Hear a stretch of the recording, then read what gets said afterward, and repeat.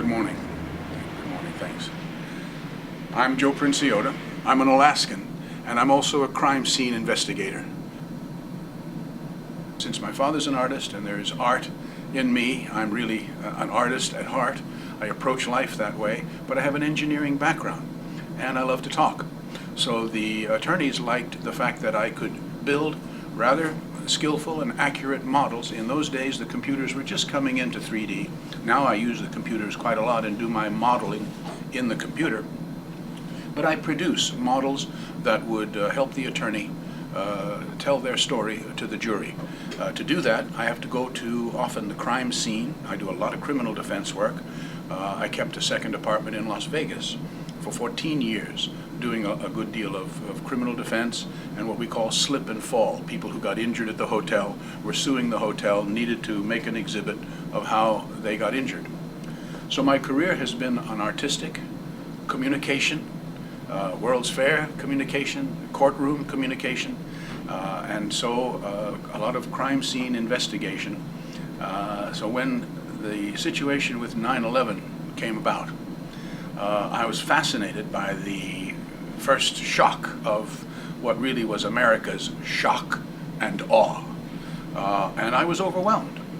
And I didn't like what I saw from an emotional standpoint and from a scientific standpoint, from just the physics of watching the pulverization of these buildings. And I had done many cases where steel workers had been injured because during the assembly of a building, for some reason, a purlin, a beam, a column had failed, or the workers' support area had failed, or on one of the oil rigs, there was a badly designed crane, and when it swung around, the weight on the other side of the crane swung over the handrail, and in our particular case, our man got crushed by this movement.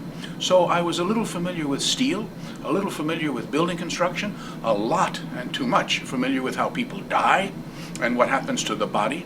And another job my mother had there in Anchorage, Alaska, was she was coroner. So I've personally been to autopsies and all of this. As the news of 9/11 came in, the structural failure of the buildings became more odd and curious to me. And so I began to look. The French gentleman who had the Search for the Boeing page with the Pentagon really impressed me that something was wrong with the story.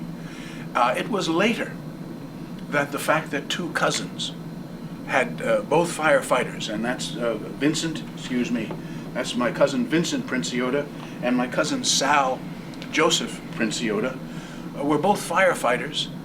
And as a result of the issue of 9/11 on the day, Vincent had died in the South Tower with other firefighters. The firefighters lost 343 firefighters that day. Sal came to the scene late because of another assignment, and he wasn't trapped in any of the buildings. But he, as you can tell, was a bit of a bodybuilder and attacked the pile. With strength, with vigor, and without stopping. And as a result, he must have inhaled quite a volume of this extremely toxic powder. Often I counsel different individuals who are part of the 9/11 Truth Movement, as I am part of the Truth Movement, but I am independent of any organization. I work closely with architects and engineers for 9/11 Truth. And I recommend anyone who wants to know more about this issue, that's a good place to start. Another page is just 911truth.org, but AE911truth.org will get you to architects, engineers, scientists who, like myself, have to testify in court about their expert opinion about something. And so they approach the issue of 911 with the same scientific approach. But my website is just csi911.info. I offer information. And I say I counsel some of the Truth Movement folks because with those connections, I'm in communication with a lot of folks. And I say, this is a passionate issue.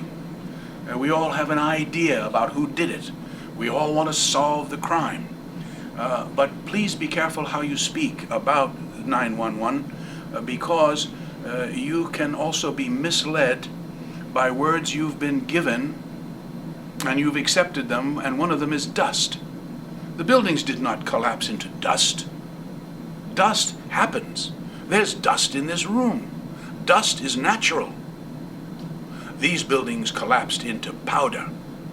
The people became powder. Powder is manufactured. These buildings did not collapse into their own footprint.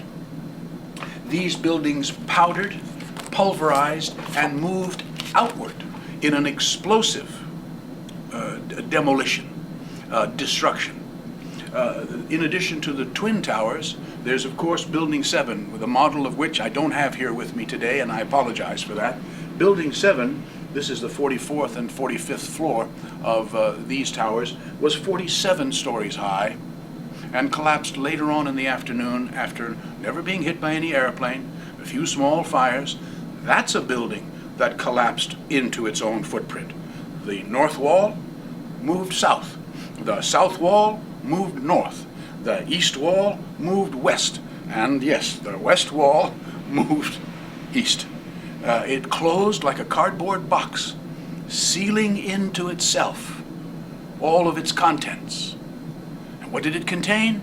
It contained massive amounts of evidence in several major trials that were about to begin or were at that moment ongoing.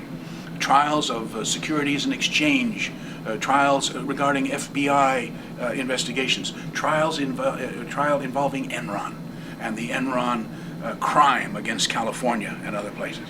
So that sealing up of that building at free fall acceleration.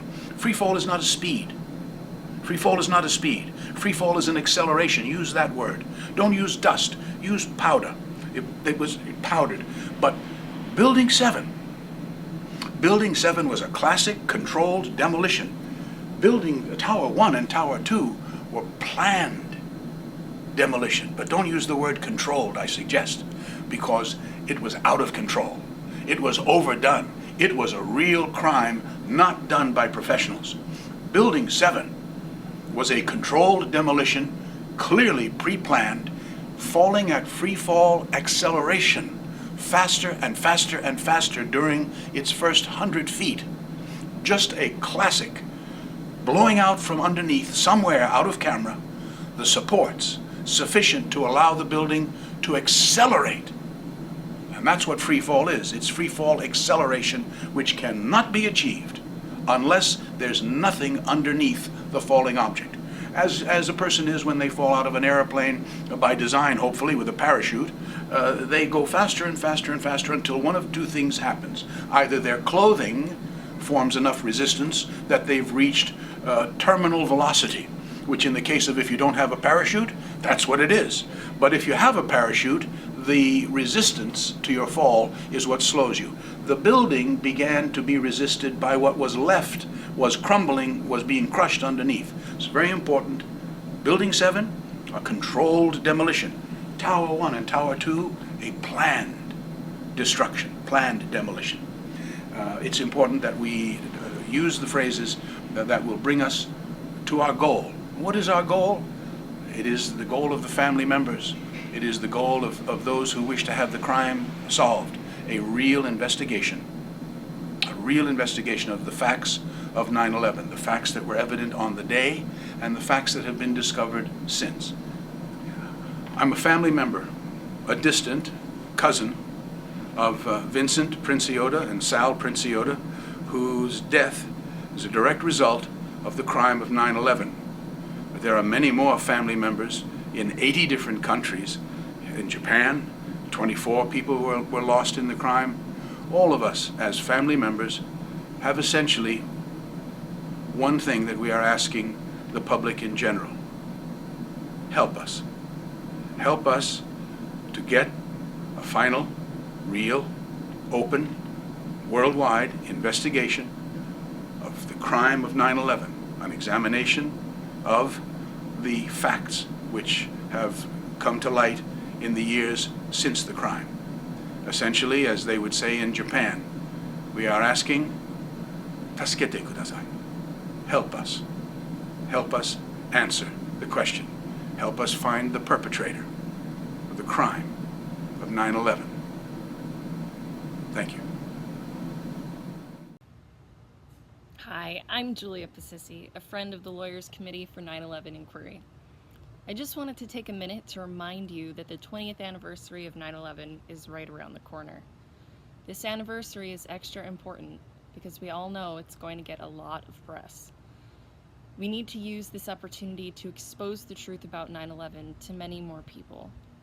Please share our website and videos with everyone you can, and stay tuned for more information about the virtual anniversary event from the Lawyers Committee on September 11th, 2021.